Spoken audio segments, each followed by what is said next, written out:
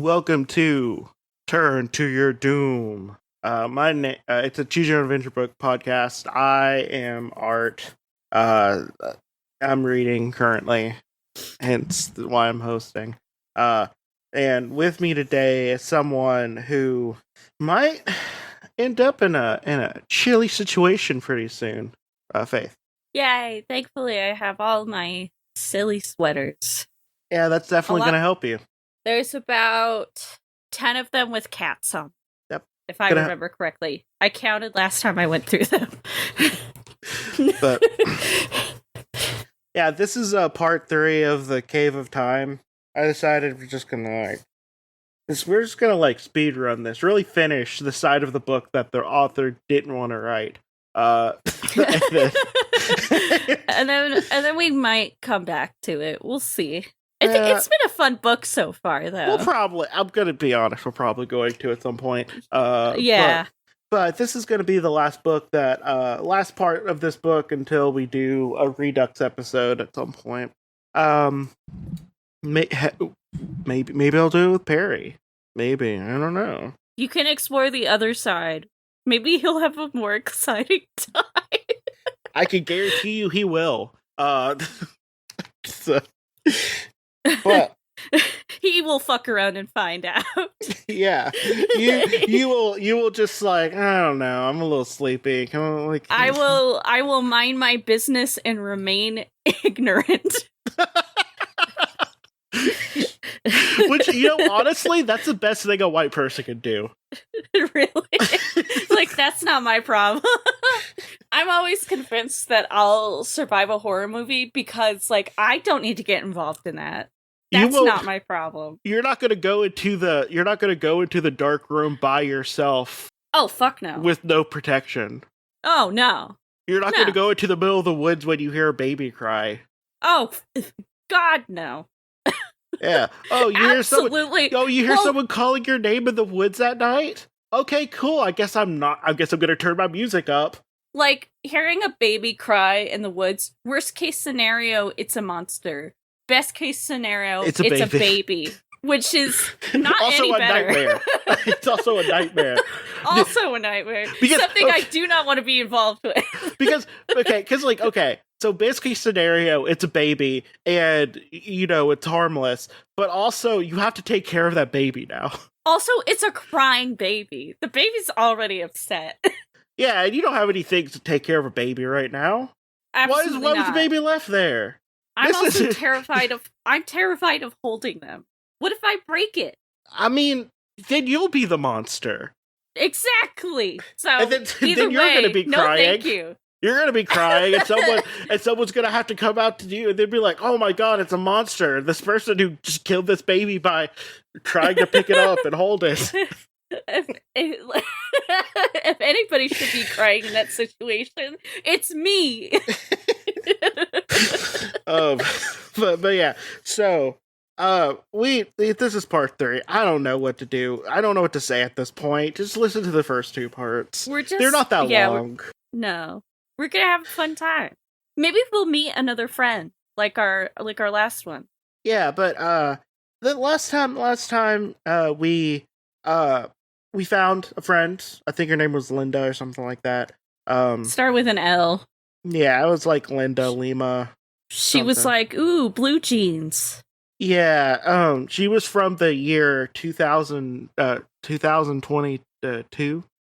Yes. And she lived in a fairly carless utopia. Damn. Where there's just bike trails built up for people to travel across the US and free hostels for people to stay in. I'm just gonna say that sounds incredible. I would put a crying baby in the middle of the woods to be snatched by something for that right now. If I could travel to that future instead. But this is all happening because there was ice. There's just ice all over the thing. It's oh no, the ice. Oh, blocked. And so instead of turning to the left branch, which is what you're supposed to do, you always turn left in a maze. Yeah. you're going to go to the right branch because this is an evil one where someone's just like, haha, you can only solve this if you only turn right. I also watch those straight to VHS McDonald's animated movies. I never watched those because I hate classic Supo animation style. I understand. It's like you vomited like just things that make me uncomfortable on the screen. Tommy Pickles is an abomination.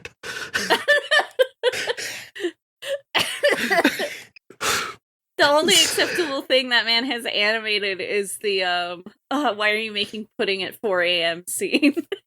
No, the adults are okay, I guess. It's just like all the babies just make me visually uncomfortable. It don't look right. Those babies ain't right. No.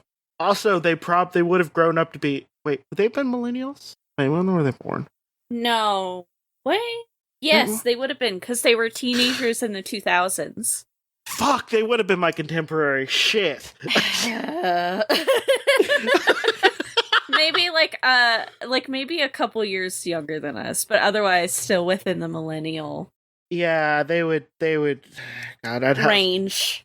They'd be like late 20s at least. Yeah. Well, we're not turning. We're turning right now. So yeah. You make your way. Oh, but by the way, The Cave of Time is by Edward Packard and illustrated by Paul Granger. There's not a lot of art on that. Another thing, not a lot of art that's interesting on this side of the book either. Which is also another way you could tell they did not want to do this one.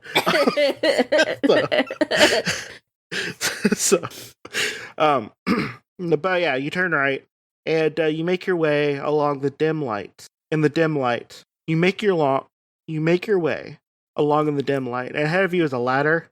So you take hold of that and you begin to climb, and then you hear a terrible grinding and crunching noise, and then the ladder shudders, and you hold tight for a few minutes after those noise subsides. Then you continue up the ladder, and a moment later, pull yourself out into the crisp, cold night air. Lights are glowing all around you. In front of you is a large slab of ice. You feel a motion, as if the ground is moving. When you touch the ground with your hand, you feel wood. It's not far from you is railing. Beyond it, the sea. Okay. Faith. Yeah. Faith. Don't you think the one of the first things you do before you touch the ground, okay? Maybe it's dark or something, but it led with lights, okay? I think one of the first things I would do is maybe look in front of me and around. I'm not saying I'm not gonna say that I'm doing a 360. I'm saying that I'm gonna do maybe a 180. I'd turn my head to the side and look both ways to get a little bit of bearing. I think I'd see the sea before I notice what the floor is made out of. Smell it. Or smell, yeah, the sea smells like a thing. I don't like it. It smells like evil that wants to kill me, but I don't like it. It smells like salt and dead things. Yeah, and the dead things are me, because it wants to kill me. Every time I go to Pike Street in Seattle, I'm like, gosh, it really smells like dead things. I look down, there's Art's body floating.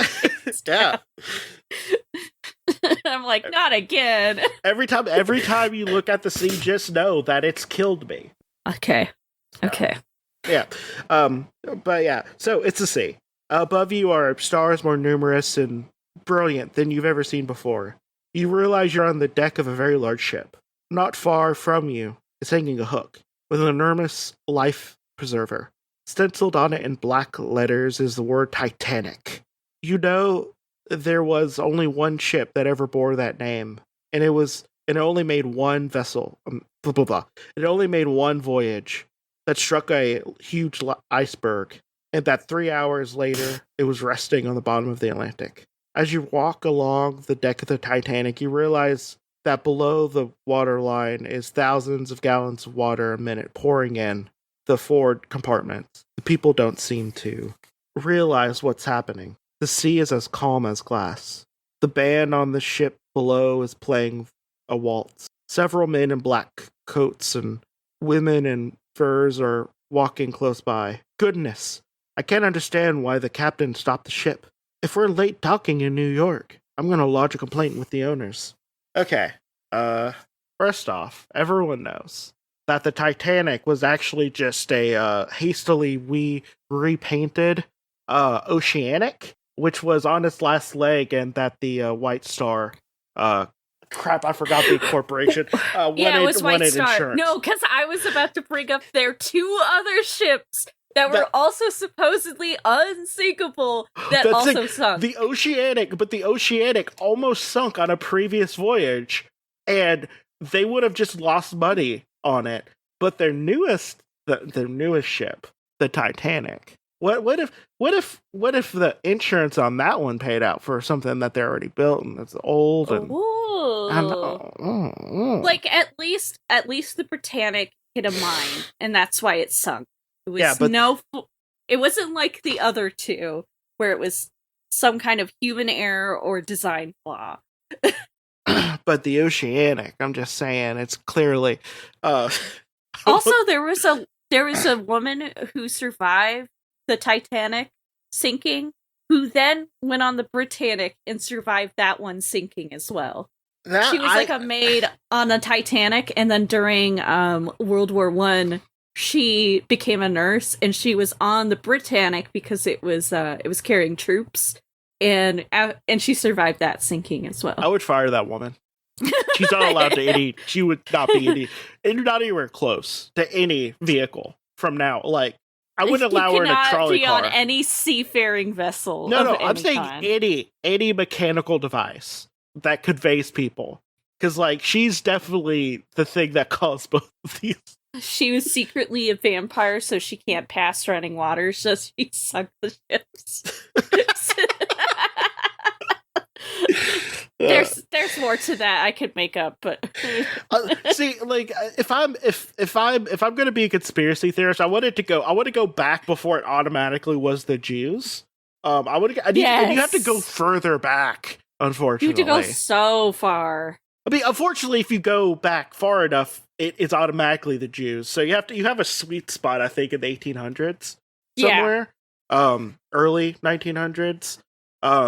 You're still gonna put up against, like, it's the Jews thing, but, like, I don't think Titanic conspiracy theories are automatically anti-Semitic.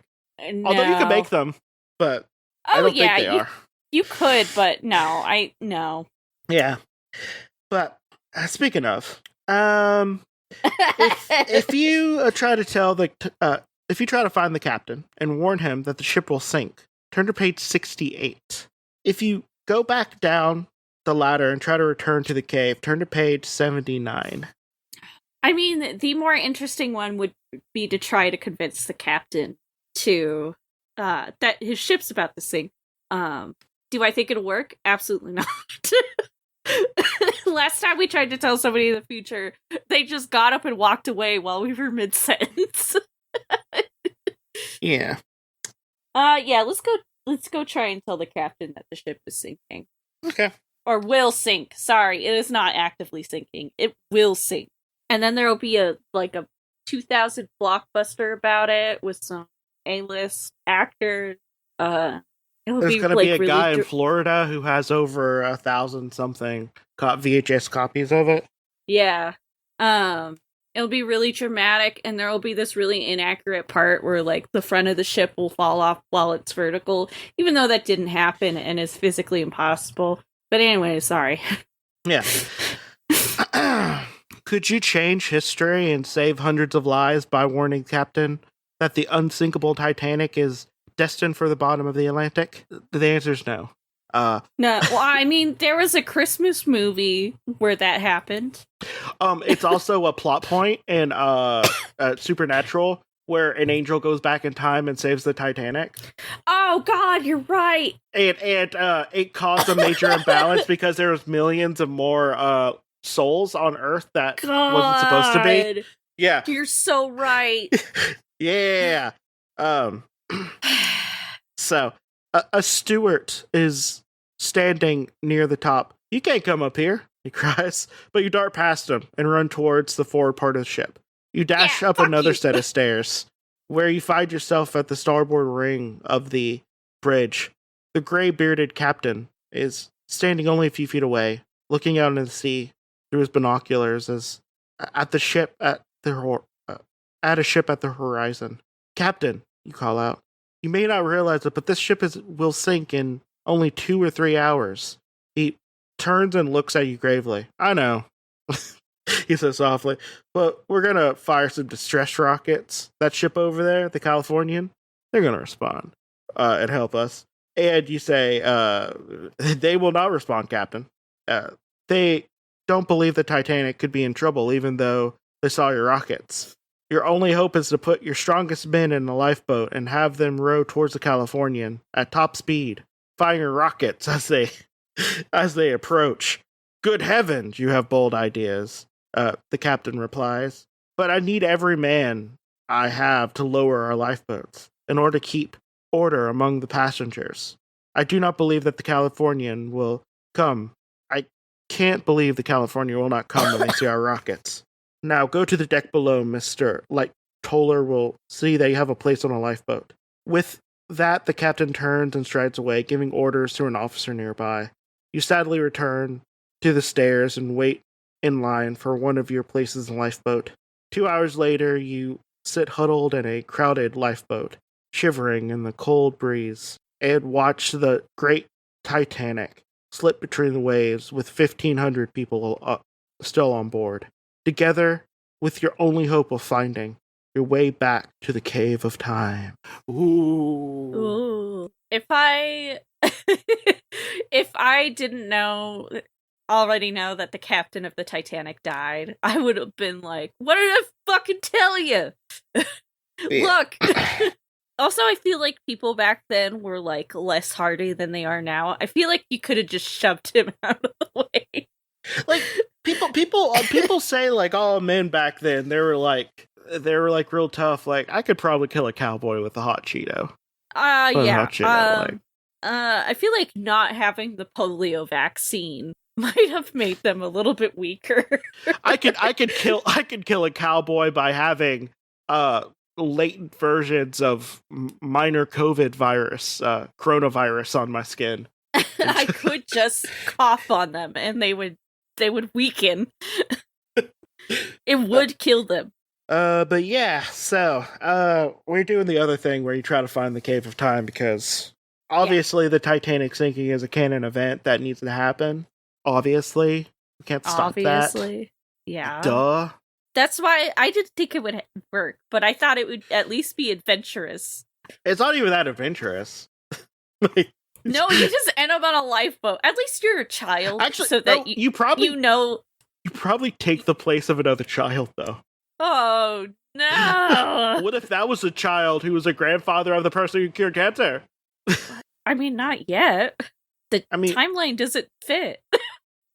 Well, I mean, it could be the great-grandchild. I mean, the great-grand... They'd have to be like a baby. I can hold a baby. I don't want to, but I could. No, you would kill it, and then everyone on the boat would be like, "Oh, a monster," and throw you overboard. With the baby, obviously. I mean, like, if I really took the place of another kid, they can sit on my shoulder. It's fine. You could have another child sit on top of you to become an adult, and then you can win. Yeah. I was gonna say, and then if anybody complains, we can overpower them with our double power. You have the power of an adult man and the spryness of 2 children. Exactly.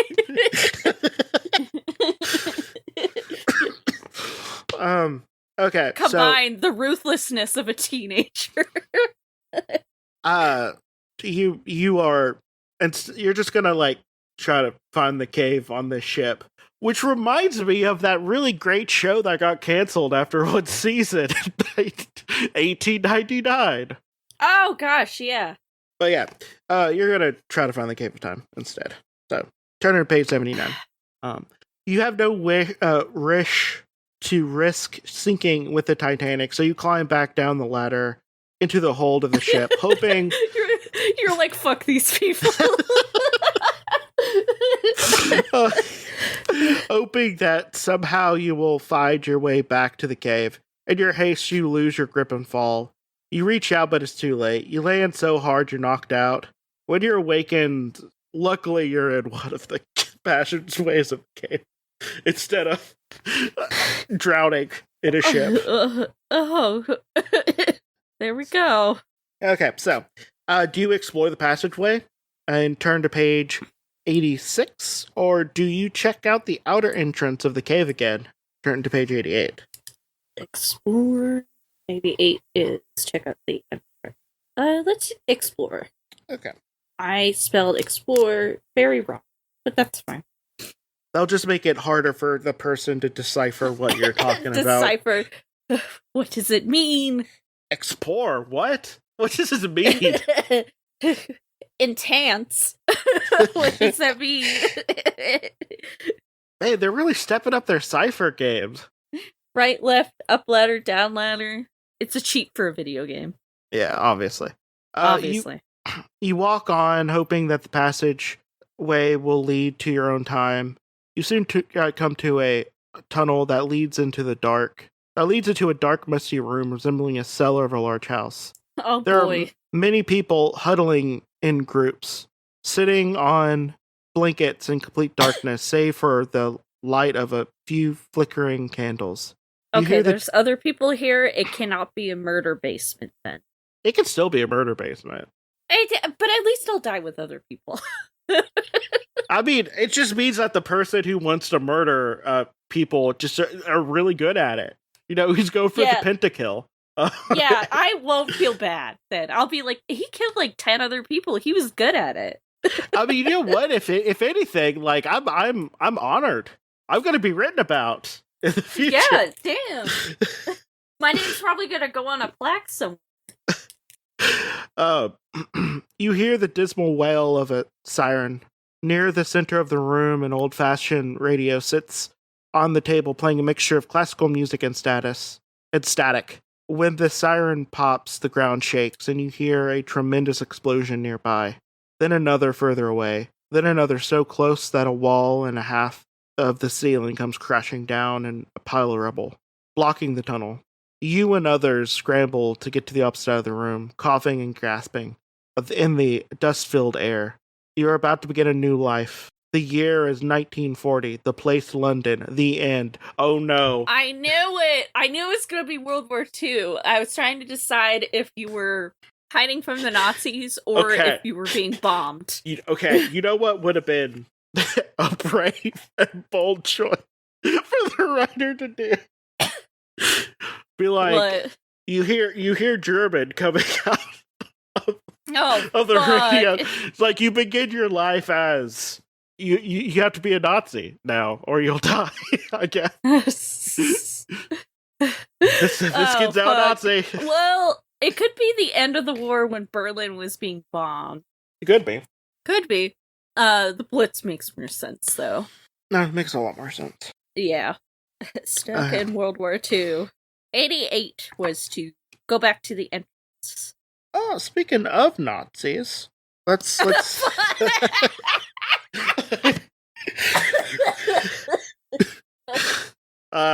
So you walk back into the cavern, wondering if the entrance should still be blocked by ice.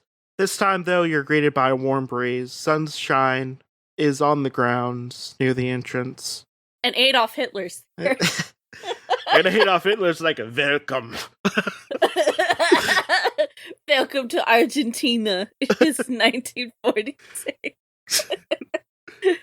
You now live in the same universe as the Hunters TV show.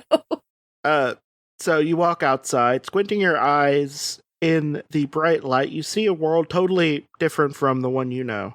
You're on a hillside, and you have a rifle in your hand. And there's a presidential motorcade happening. You have the perfect shot. Some would say a magical shot that could never be replicated.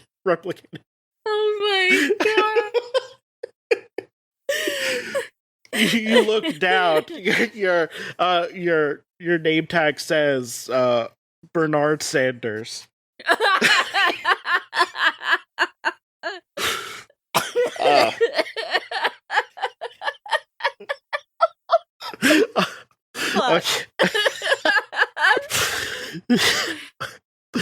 So for miles and miles, you can see grassy plain speckled with lakes. Nearby is a forest of towering ferns. Swaying in the wind, the world before you seems strangely quiet, except for the faint rumbling of distant thunder. Suddenly, the thunder seems much closer and louder. Oh, shit. The thundering sound is moving through the ferns. You run up the hill looking for a place to hide. A huge shadow passes on the ground. Above you, soaring through the air, a creature larger than any bird you've ever seen. It is now Rodan. Yeah, it is Rodan. It is Rodan. It is now clear what is happening. The cave is a crack in the universe, a place outside of space-time. Once inside its tunnels, you can find yourself at any place at any time. If you enter again, you might be sent to a place which you'll never escape. Yet it's your only hope to return to your own place in time. What? Well, we've already been through this, my dude. We know this. Yeah. We've been new. That one lady told us, and then I wanted to kill her and use her bones to make climbing equipment. But the story wouldn't let me. So, if you go back into the cave, turn to page 90. If you remain outside, turn to page 91. 90 is to go back in. 91 is to stay out. Oh, let's go back in. Okay. Inside the cave again, you feel depressed and confused. You're okay. I mean, that is you. That is you. I guess I could have watched. I haven't taken my vaccine in so long. You you haven't taken your second afternoon nap yet, so you're real sad and real confused. I'm so tired. I want to go to sleep. I guess I could have watched Rodan get his ass beat by Godzilla, but yeah. Your eyes do not seem to be getting used to the dim light. You cannot find any passageways leading to other times. You feel increasingly drowsy, and soon you fall asleep on the cold clay floor of the cave. I mean, that sounds like you. I feel like if you're in a cave and you just didn't have a way back, you'd probably just take a nap at some point. I've already fallen asleep in this cave once. At the very beginning. I would do it again. Sometime later, you awaken. The cave is pitch black, but there's a bright light at the opening that tells you that the sun is shining brightly outside. This is also the cave of you just stating very obvious facts that you could just, intuit. You walk out into the sunlight, and to your surprise and delight, you see Snake Canyon, the trail, the grove of pine trees nearby. Everything as it was when you entered the cave. Even the sun is in the same place. Taking a nap did work. Just about to pass behind the rim of the canyon. Somehow you return to your own time. Or more precisely, the time before you fell asleep in the cave. Yeah, no, this is the route where you fell asleep in a cave. So. Damn. I have always said that taking a nap is like time traveling. This is perfect. The time cave is when you're eepy, you get everything you want. Yes. We would do so good. You rub your eyes and start down the path back to Red Creek Ranch with a story that no one will believe. But you'll never forget. The end. Okay. Let's go to the next page, which is definitely not an ending, by the way. It's not an ending at all. Oh, shit. Okay. Yeah. Reese, you just go outside into the jungle where there's obviously, like, big monsters that want to eat you. That's fine. Yeah. Reasoning that you can always find your way back to the cave when you want to. Yep. That's what they all say. I'll be able to find my way back. That's what they all say. I want to go watch Rodan get his ass beat again. Yeah. You decide to explore the world which you found yourself in. You make your way along a rock ledge overlooking the plain and lakes, taking care to keep your bearings so you can find your way back to the cave. But by now you're getting very hungry. You know that you're in the age of reptiles, at least 100 million years ago, and that mammals may not have yet appeared on Earth. There will be no rabbits or deer to hunt, but the lakes may contain fish. You wonder what dinosaur eggs will taste like. Man, this kid has the confidence of a mediocre white man. Holy crap. Really? Ooh. Really. And how do you know you're not going to kill everything with your germs, your modern germs? Yeah. Dang, there's no chickens here. No. What if you eat the egg that turns into the first chicken? Actually, I would approve of that because I hate chickens and we can eat other eggs. Yeah. I mean, duck eggs taste better. Don't eat the first duck egg, please. But, like, you know. Okay. But I like dino nuggets. I like dino nuggies too. But, like, I feel like that's neither near there with what we're talking about just then, because dinosaurs would still be there. The dino nuggets. Yeah, they would still exist because we would still have their fossils. The chicken, though, maybe not. Maybe my favorite chicken would have been pecked to death. I didn't have anti-cannibalism spray at that time. I didn't know it existed. Yeah, you monster. Which is why I have anti-cannibalism spray. I spray it on Faith every time I see her. I'm just like, no, don't eat me. No. Like, just this time. You're just like, you're lucky. You're lucky. I'm gonna get you next time. Next time, you won't see me coming. The one time I did, you started gnawing on my ankle, and I was just like, oh man, this is uncomfortable.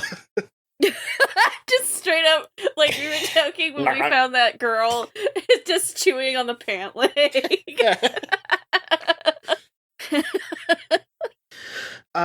You follow a wide path through the fern trees, and when you round the first bend, you find yourself face to face with the horrible Triceratops, great gray monster, almost hidden behind its shield and horns. You look at it curiously with a dull brown eyes. You turn and run and crash into a tree trunk, one that wasn't there before. The bark feels like leather, and you look up, and it's a T-Rex, and the jaws, nom nom nom nom nom nom. The end. Damn, I have become. That's what you get for body shaming the fucking Triceratops. Yeah. Also, it's a Triceratops. Why are you running away from it? Yeah, why are you running away from it? You're smaller than it. You'll be fine. It's not gonna charge you. It's a fucking. It's an herbivore. You're good. Let me. This kid's stupid. Dumb kid. It's stupid. I'll be able to do this Cave of Time shit so much better than this fucking kid. Yeah, I would make friends with the Triceratops, and we'd be besties, and we'd go around fulfilling our dreams. Okay. Sorry, I'm still plotting out the path. Sorry. One moment. No worries. Stop picking his toe. Oh, so Lethal Company has an arachnophobia mode because one of the monsters is a giant spider, and all it does is replace the spider model with text that just says spider. Yeah, I saw someone point that out. It's really funny. I've only run into a spider once in my 10 plus playthroughs. Yeah, everything that I see from that game just reiterates that it's too spooky and I won't be able to play it. I had to beat a nutcracker to death with a shovel in one of my playthroughs. If there was a big baby mode, maybe I would play it, but... Okay. So, this is going to be the final thing we do. The episode's going to be a little bit longer, but I just kind of want to end this side of the book off with a little bit of a bang. Let's do it. So, this is all the way back from the first decision we have to make. This is when instead of going back into the cave and you take a nap, you go back to the ranch. Oh, yes, I remember. Okay, yep. Yeah. So, we're turning to page 8. As it gets lighter, you realize that you're not on the right path. The canyon seems shallower than it was. The riverbed is strewn with boulders that never were there. The cold wind chills you to the bone. I mean, R.I.P., but I'm built different. Yeah, you're built like a Scandinavian. Like a snow person. Yeah. Like a Yakubian ice devil. I was waiting for it. Okay. Like a snow roach. The cold wind chills you to the bone, yet it's the middle of summer. As you climb to higher ground, you get a better view and notice patches of snow. From the top of the ridge, you survey a barren plain, frozen lakes, and in the distance, a massive range of snow-covered mountains. You begin to realize you're not merely lost. You're lost in time, and somehow you've been transported to an ice age that occurred many thousands of years ago. If you walk towards one of the cliffs that borders the canyon, seeking shelter from the wind, well, you walk towards one of the cliffs on the border that borders the canyon, seeking shelter from the wind, and notice that there's an entrance to another cave. You're tempted to go inside, but you feel like you should keep moving in all hopes and somehow reaching from a familiar country. Go into the cave. Go to the cave. Yeah. I like one of the interests. Like if you turn to the cave. I mean, if you enter the cave, turn to page 17. If you continue on, turn to page 18. No, I'm not walking in the fucking cold. Yeah, you're gonna go to the cave. There's no way. No. As you enter the cave, you see a flickering light. You see a flickering light ahead, and you smell smoke. You make your way along the winding passage and enter a large chamber. Fire rises out of earthen vessels. Several short, stocky people with straight black hair and primitive faces are painting pictures on the wall of the caves. They're dressed in animal skins, and in a corner of the cave are beds of straw. You stand slightly afraid as the cave people drop their work and run over and stare at you in disbelief. The largest man is carrying a large vine. He steps towards you, though he might seize you and tie you up. If you try to stay and make friends, turn to page 26. If you try to run for it, turn to page 28. You're going to try to make friends. Yeah, I want to be friends with them. Yeah, you want to make friends. Neanderthals and Cro-Magnon were incredible artists. You might be able to put like the earliest version of Lost like ever in the world. So like, you know it. Oh, you know it. There's you know it. Someone. I forgot if it was who exactly did it, but someone's professor was talking about like cryptic like in group symbols that were, that you have to like have a lot of knowledge from a specific area to understand it all, otherwise it looks kind of just like nothing. And the thing that they put was lost, basically, the lines and everything. And like half the class was just like, oh no. Oh fuck. There will be some scientists like, oh look, they incorporated the cave bears like claw marks into their art. Oh wait, what does this one mean? Also make the S, make the cool S. The cool S. Yeah, make the cool S. You make friendly gestures. The man holding the vines steps back and smiles. The people talk to you in a friendly fashion, but you cannot understand what they're saying, nor can they understand you. You feel awkward, but happy to feel safe and warm for the moment. Several people have gone back to working on their paintings, and you decide to communicate through drawing. So you draw a picture of yourself eating.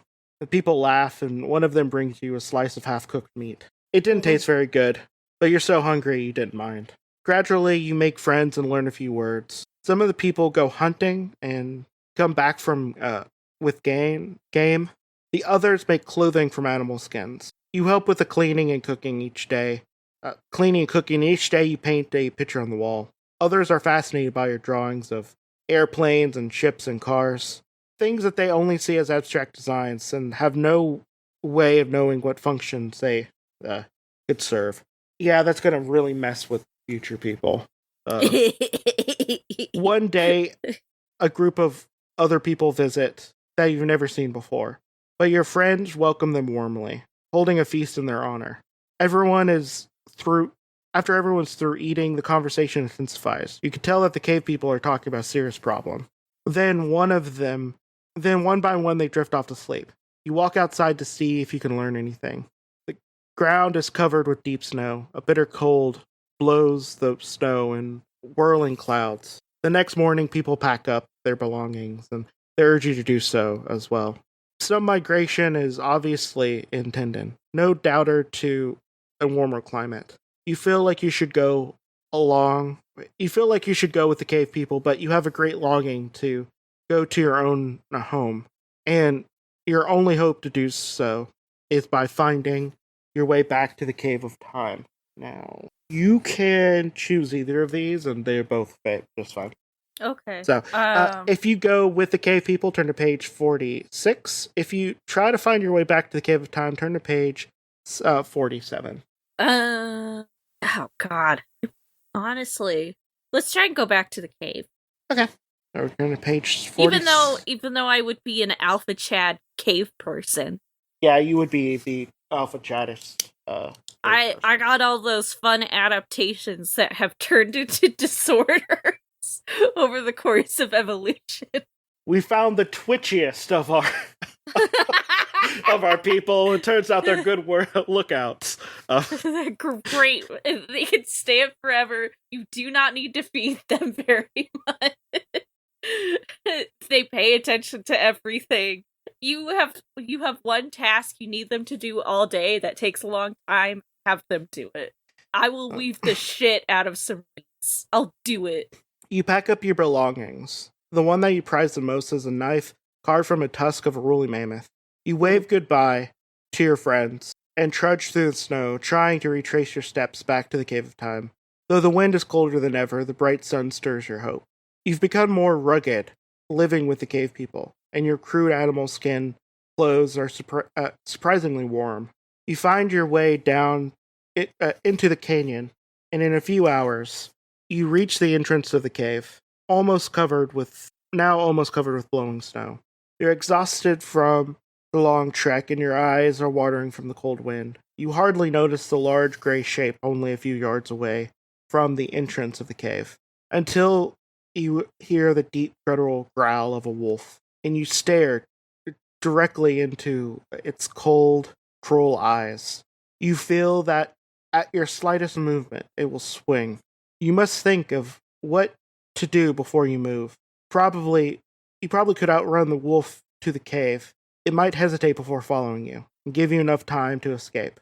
Or you could try to knife the wolf in the throat as it leaps at you. You sound like a white boyfriend when you say that. Like, I can take a wolf. I'll just knife it when it's leaping at me. What? What's the largest animal you can take down? I don't know, a giant wolf. Give me a knife. I'll take it down. Fuck. By the way, my answer to what's the largest animal that I think I could, like, reliably beat up if I needed to, bare hands, medium-sized dog. That's what I'm saying. It might get me, like, real hard. But a on the smaller side white-tailed deer, but only if I get lucky. And like, I'm drunk. A medium-sized dog, I think I could take on a pretty good basis. Like, yeah. Pick me up against a beagle. Guess what? That beagle's going down. That beagle has no chance. That is a sausage dog. Yeah. So, I'm turning it into fucking chorizo. Yeah. So, you're gonna choose the run for the cave because you're not an idiot, by the way. But, yeah, no, I'm not gonna fight a fucking wolf. Yeah, let's I wish you had an option where you could bite its nose and befriend it. Like Julie of the Wolves? Yeah. Did you read you read that book too? Yeah. I read that book in 4th grade, and my librarian was very concerned for me. But I only remember the parts with the wolves. I think the third option should be you take the glass bottle that you have in your pocket, break it, and then try to make some spiky knuckles with the duct tape you have. Like Liam Neeson. And then you just punch a wolf. You just square up and punch that fucking wolf.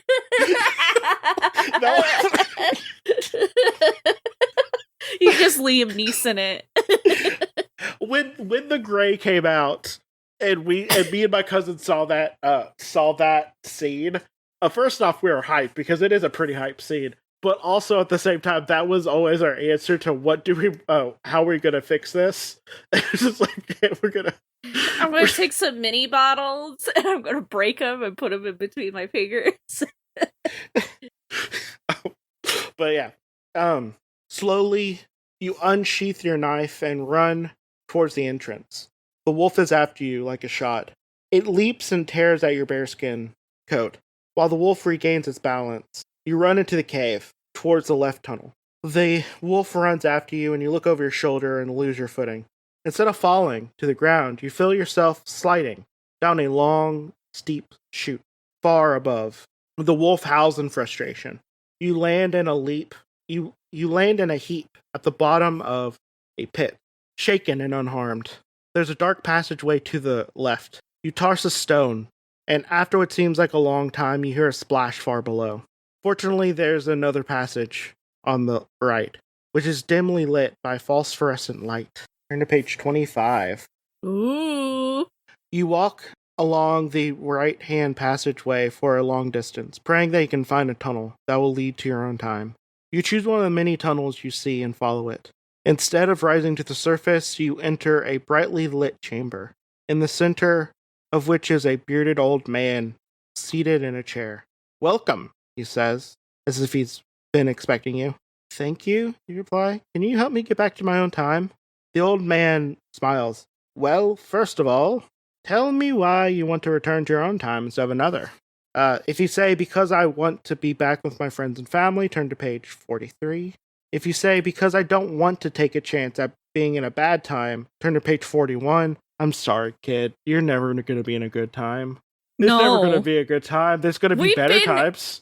We have been to the future. We have been to the past. We've been to the past multiple times. And every time it fucking sucked. Like, every time it's going to suck. It's just there's going to be better times. Don't get me wrong. Like, yeah. No. It sucks so far.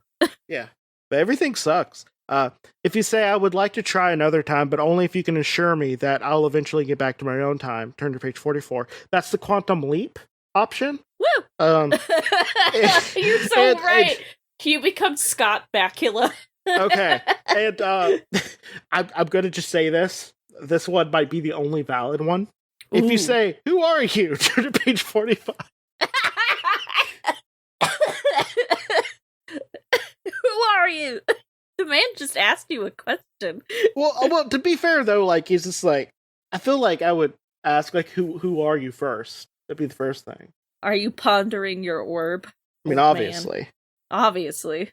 But what do you want to do? Because do you like your friends and family like a fucking wimp? Virgin loser? Do you want to be optimistic and not be at a bad time? Do you want to be Scott Bakula, or do you want to, like, get to know this person who's in front of you? Let's get to know them. Okay. And then we can Scott Bakula. Okay. "I'm a philosopher," the man says. Oh, God. When you ask to choose a time instead of choosing timelessness, so that nothing would... when asked to choose a time instead chose timelessness, so that although nothing would ever happen in my life, I would have all the time in the world to think about it. Oh, that's. I feel like that's a dunk on philosophers. Are you happy really with it? It really is. Are you happy with your decision? No, because philosophy is nothing outside of time. Take your toe to the right, and you'll return to your own time and let your life be your philosophy. The end. Oh my god, that is just like, no.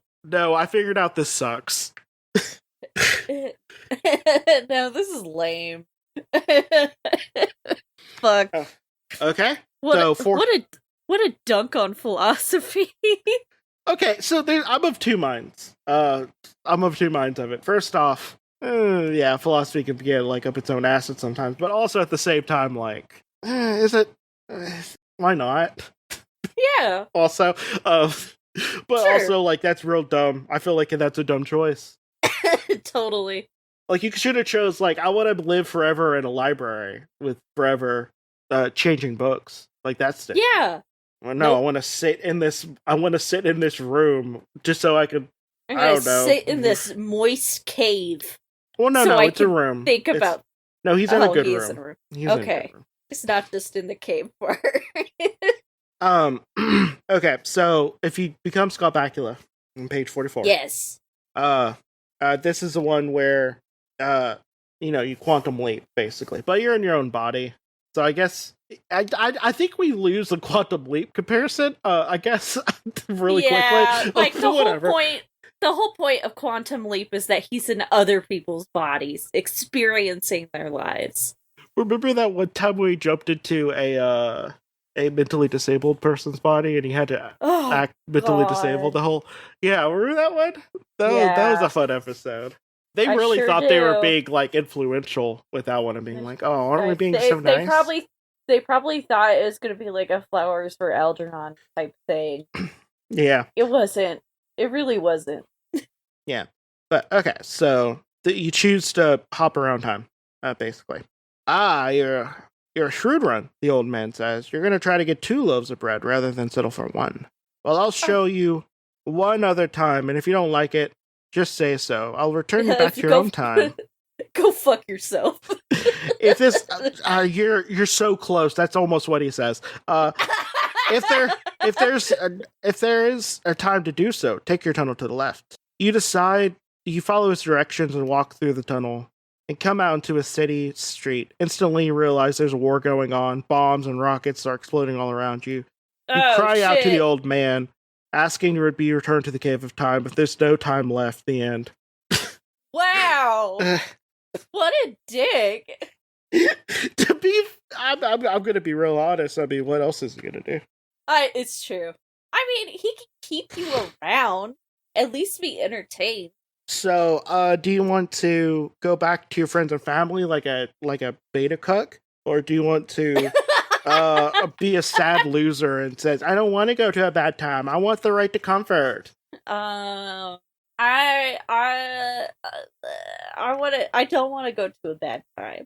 I don't want to have a bad time. I can understand, the old man replies. Why don't you take a chance with another time?